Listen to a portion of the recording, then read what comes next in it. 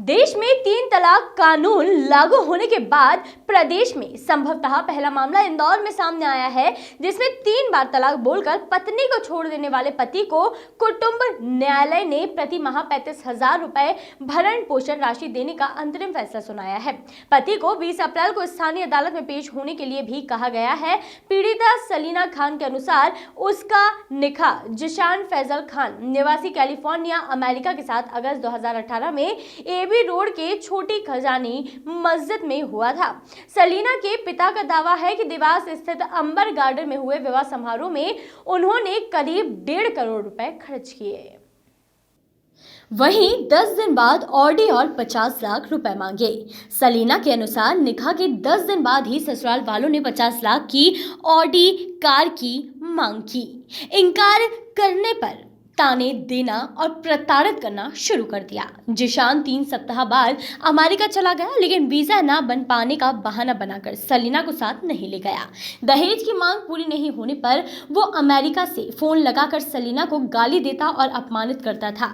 यहाँ देवास में सास ने सलीना के गहने लाकर लॉकर में रखने के बहाने लेकर खुद के लॉकर में रख लिए। अमेरिका जा रही थी, धमकी के कारण इंदौर एयरपोर्ट से लौट गई। सलीना ने बताया, जब मेरे माता पिता ने वीजा बनवाकर देवर के साथ अमेरिका भिजवाना चाहा तो मोबाइल पर ही अमेरिका से पति ने धमकियां दी। इसके कारण मुझे इंदौर एयरपोर्ट से वापस घर लौटना पड़ा। इसके बाद हमने पुलिस में रिपोर्ट की। पुलिस के बुलावे पर पति जिशान अमेरिका से आया और माफी मांगी। इसके बाद दिसंबर 2018 में उसे अपने साथ अमेरिका ले गया, लेकिन मुंबई से कैलिफोर्निया तक के 24 घंटे के सफर में पति ने कोई बात तक नहीं की।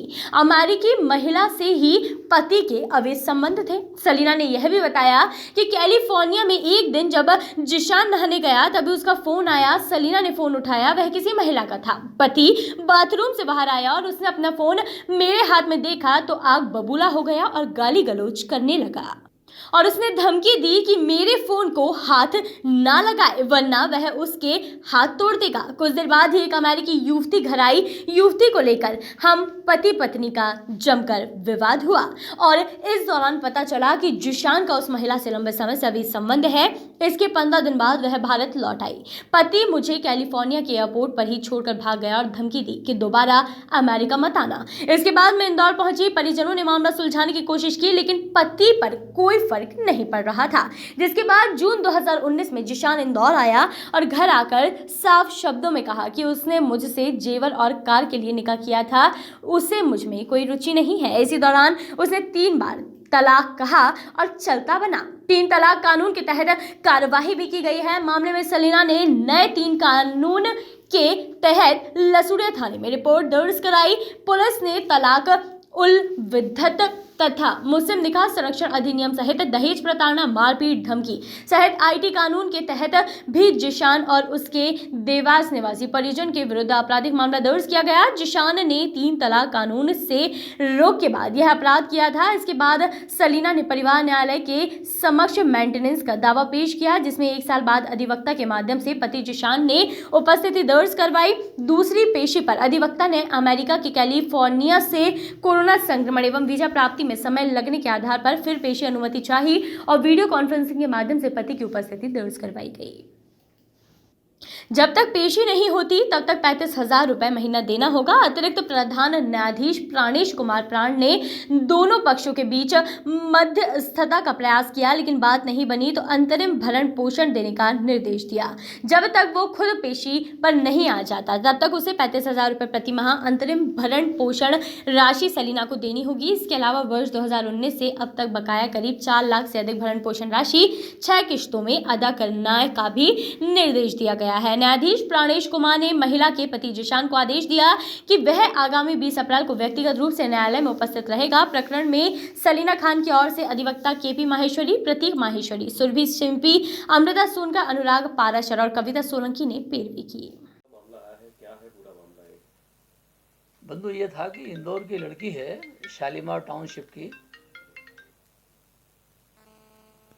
उसकी शादी 2018 में 20 अगस्त को देवास के मूल निवासी जिशान खान के साथ हुई थी। इस शादी में 1.5 करोड़ रुपए का दहेज में सामान, जेवरात वगैरह बच्ची के माता पिता ने दिए थे और सारी व्यवस्था अंबर गार्डन जो सयाजी इंदौर का है, सयाजी होटल का, उसमें आयोजित किया था और सब इनकी डिमांड इनने पूरी की थी। बच्ची पढ़ी लिखी है पूना में।